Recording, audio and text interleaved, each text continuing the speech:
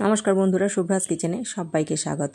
আজকে চুনো চচ্চড়ির রেসিপি দেখাচ্ছি। চুনো মাছ নিয়ে নিয়েছি। একটা সিলভারের বাটিতে আমি প্রথমে নিয়ে নিচ্ছি আলু কুচি, টমেটো কুচি, পেঁয়াজ কুচি, কাঁচা লঙ্কা কুচি, সব কিন্তু খুবই সরু সরু করে কাটা আছে। এবার দিয়ে দেব চুনো মাছগুলো বেছে ধুয়ে নুন হলুদ মাখানো আছে।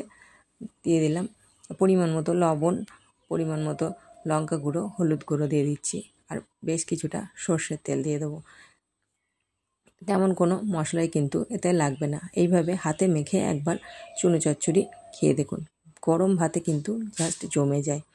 বেশ কিছুটা সর্ষের তেল দিয়ে দিলাম, অল্প একটু জল দিয়ে দেবো, দিয়ে খুব ভালো করে হাত দিয়ে মাখিয়ে কিন্তু এটা আমি 7-8 মিনিট, খুব জোর লাগে টাইম, 7-8 মিনিট হতে দেব।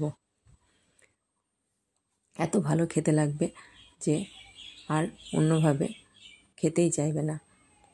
ভিডিওটা যদি ভালো লেগে থাকে একটা লাইক দেবেন, কমেন্টের মাধ্যমে জানাবেন কেমন লাগলো, আর বন্ধুদের সাথে বেশি বেশি করে শেয়ার করবেন। দেখুন দেখতে কত সুন্দর লাগছে, খেতেও কিন্তু ভীষণই ভালো লাগে। গরম ভাতে একদম অসাধারণ খেতে লাগে।